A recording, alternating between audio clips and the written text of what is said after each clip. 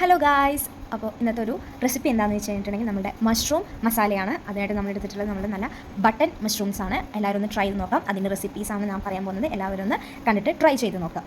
അപ്പോൾ നമ്മൾ കുറച്ച് മഷ്റൂം എടുത്ത് അരിഞ്ഞ് വെച്ചിട്ടുണ്ട്. കൂടെ സവോള, കറിവേപ്പില, തക്കാളി, പച്ചമുളക് ഇത് അരിഞ്ഞെടുത്തിട്ടുണ്ട്. ഒരു ചട്ടി നമ്മൾ അടുപ്പത്ത് വെച്ചിട്ട് അതിൽ കുറച്ച് വെളിച്ചെണ്ണ ഒഴിച്ചിട്ട് നമ്മൾ ആദ്യം മാറ്റി വെച്ച സവോള, അപ്പോൾ തന്നെ വെളുത്തുള്ളി, ഇഞ്ചി ഇതൊക്കെ കൂടി ജസ്റ്റ് ഒന്ന് മിക്സിയിലിട്ടൊന്ന് അടിച്ചെടുക്കുക. അത് ഈ വെളിച്ചെണ്ണയിലേക്ക് ആഡ് ചെയ്തിട്ട് നന്നായിട്ട് ഇളക്കി കൊടുക്കുക. കൂടെ കുറച്ച് കറിവേപ്പില, അതുപോലെ തന്നെ ഒരു നുള്ളുപ്പും കൂടി ഇട്ടിട്ട് എന്ത് ചെയ്യുക, നന്നായിട്ട് വഴറ്റിയെടുക്കാം. ഇതൊരു ബ്രൗൺ കളർ വരുന്നത് വരെ നമുക്ക് നന്നായിട്ട് വഴറ്റിയെടുക്കണം. കൂടെ ഇതിൽ ചേർക്കേണ്ട കുറച്ച് പൊടികളായിട്ടുള്ള മല്ലിപ്പൊടി, മുളക് പൊടി, അതുപോലെ തന്നെ ഗരം മസാല ഇത് എന്ത് ചെയ്യുക, വേറൊരു ചട്ടിയിൽ ഇട്ടിട്ട് ചൂടാക്കിയെടുക്കാം.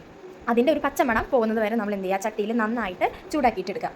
അങ്ങനെ പച്ചമണം മാറിയിട്ടുള്ള ഈ പൊടികൾ സവാളയുടെ അരപ്പിലേക്ക് ചേർത്ത് കൊടുക്കുക. അതിൻ്റെ കൂടെ തന്നെ ഒരു നുള്ള് മഞ്ഞൾപ്പൊടിയും കൂടിയും ചേർത്ത് കൊടുക്കുക. ഈ മഞ്ഞൾപ്പൊടിയും ഈ അരപ്പും എല്ലാം നന്നായിട്ട് മിക്സായിട്ട് വരുന്നത് വരെ ഇളക്കിക്കൊണ്ടിരിക്കുക. ഈ സമയത്ത് അരിഞ്ഞ് വെച്ചിട്ടുള്ള തക്കാളി, പച്ചമുളകും കൂടി ചേർത്തിട്ട് നന്നായിട്ട് മിക്സ് ചെയ്യുക. തക്കാളി നന്നായിട്ട് ഉടഞ്ഞ് പേസ്റ്റ് പരിവാകുന്നത് വരെ നമ്മൾ ഇളക്കിക്കൊണ്ടിരിക്കുക. ഈ സമയത്താണ് നമ്മൾ ഉപ്പ് നോക്കിയിട്ട് ആവശ്യത്തിന് വേണ്ടിയുള്ള ഉപ്പ് ചേർത്ത് കൊടുക്കേണ്ടത്.